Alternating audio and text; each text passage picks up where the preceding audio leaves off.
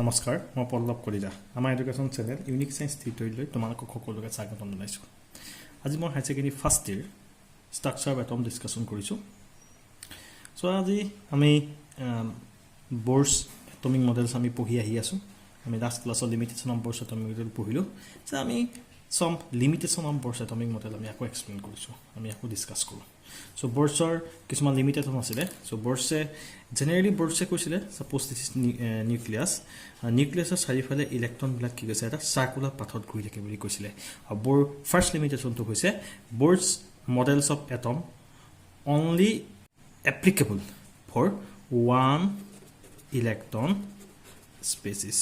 So one electron species this is hydrogen, this has one electron. So helium positive. This is helium, this atomic number Z is equal to 2. Here numbers of proton tumor duta ase, numbers of electron duta ase. In case of helium positive, it has only numbers of only one electron. Again, lithium 2 positive. So in case of lithium 2 positive, yet atomic number 3. So that means here numbers of proton 3, numbers of electron 3 ase. But in case of lithium 2 positive, jete ion hoigol. So yet ami numbers of electron ki hoigol 1. So second drawback to hoise it cannot explain the fine structure of the spectrum. So what is the fine structure?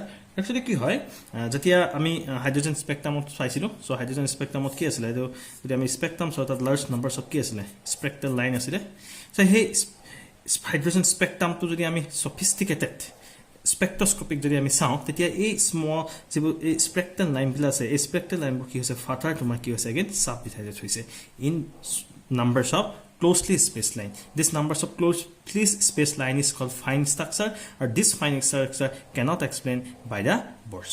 Again, some of ketiaba ki hoy these lines jeti ami je spectral lines ase so spectral lines jodi ami magnetic field, suppose this one is the north pole, the south pole, suppose kono spectral line jodi magnetic field er majo jabole dia hoy tetia ke this spectral line is again splitting in numbers of closely spaced line. This effect is called Zeeman effect. So in the presence of magnetic field, the spectral line is splitting into numbers of closely spaced line. This effect is called this splitting is called Zeeman effect, and this Zeeman effect is cannot explained by the Boers. Again, another one is the effect. Suppose one of the spectral line is passed to a electric field. Suppose this one is electric field. So again, this spectral line is further split into numbers of closely spaced line. So why in the presence of electric field the spectral line is splitting? This cannot explain by the Boers. So this is another drawback. In the presence of electric field, tomar jetu spectral line splitting hoise, this phenomenon is called Stark effect. That means Stark effect and Zeeman effect cannot explain by the Boer. So another kisuman drawbacks ase in this case of Boer. So yat dekhisu ami this is water, this is molecule, this is water molecule. So water molecule, this is the structure. Or why in case of water molecule kio heti atom bilakor majot eta kisuman bond form hoi thake. So that means Boer's atomics model opra ami safe of molecules ami keteo explain koribo noarilo. So next very important eta point ase Boer's model of atomic cannot explain the de-Broglie concept. So এতিয়া হে গৈছে what is called de-Broglie concept. এটো আমি আজি পঢ়িম. So de-Broglie concept কা কয়? So de-Broglie concept to cannot explain by the Boers. So this is another one drawbacks of the Boers atomic model. Again, Boer atomic model is against the Heisenberg uncertainty principle. Heisenberg uncertainty principle. So against the Boer's atomic model against the Heisenberg uncertainty principle. So that means de-Broglie concept by Heisenberg uncertainty principle to Boer's atomic model explain kobo naile. This also the drawbacks of Boer atomic models. Boer's atomic model khini hohaya আমি দেখা পাব পিছত আমি কোনো এটা এটমৰ complete structure বা এটমটো complete সিনাৰিও আমি explain কৰিব নোৱাৰিলো সো কোৱান্টাম কমপ্লিট সিনাৰিও এক্সপ্লেইন কৰিব কাৰণে আমাৰ কোৱান্টাম মেকানিক্সৰ ওপৰত গুৰুত্ব দিয়া হয় আৰু এই কোৱান্টাম মেকানিক্স পঢ়াৰ আগতে আমি ভেৰি ইম্পৰ্টেণ্ট দুটা concept one is the de-Broglie concept another the Heisenberg uncertainty concept of বিষয়ে পঢ়িব লাগিব so what is called first we are discussing about de-Broglie concept or de-Broglie hypothesis we are discussing de-Broglie concept so lekhote de-Broglie lekha hoise kintu konte de-Broglie buli koa hoy okay so in 1904 Einstein e kole light possesses this dual character one is particle character another is wave character আমি গম পালো light by radiation of দুটা character আছে one is a particle character and wave character in again 1924 de-Broglie suggested all material particles like radiation should also exhibit dual behavior that is both particle and wave like properties so that means all material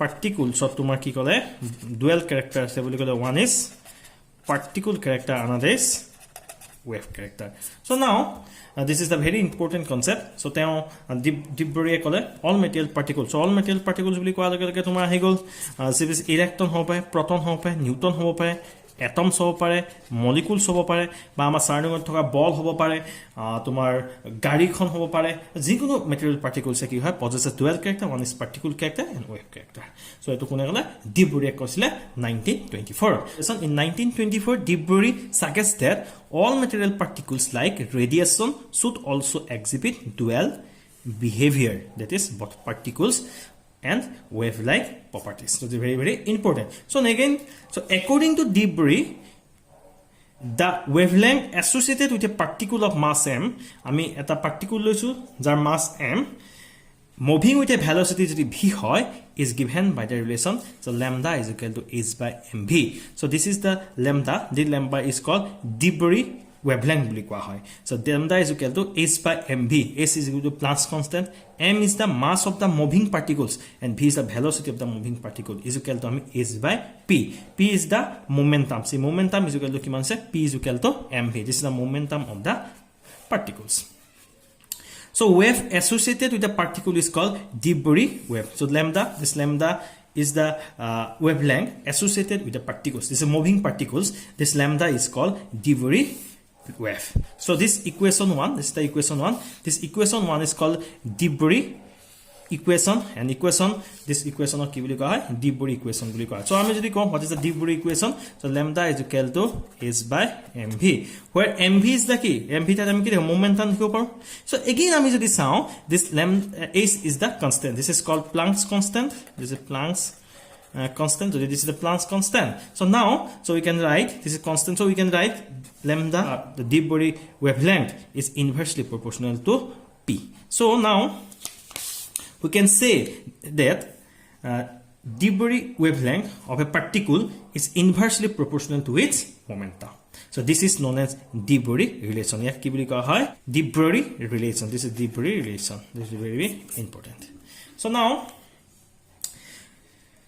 yapa ami mathematical relation ami pohil this is the mathematical equation of the de-Broglie equation this is the mv this is h by mp this is very important ei equation to use kori ami kisuman problem koribo lagibo de-Broglie mote all the material particle possesses dual character one is particle character another is tomar wave character kintu ami kisuman significance de-Broglie thoi kisuman significant ase so all material particle karone de-Broglie equation significant bohai so amar center to side hoy tomar aphek dhonyabad thake amar center to jiman para iman share kora subscribe kora aru kiba jodi buji nopoa amak comment box ot comment diba dhonyabad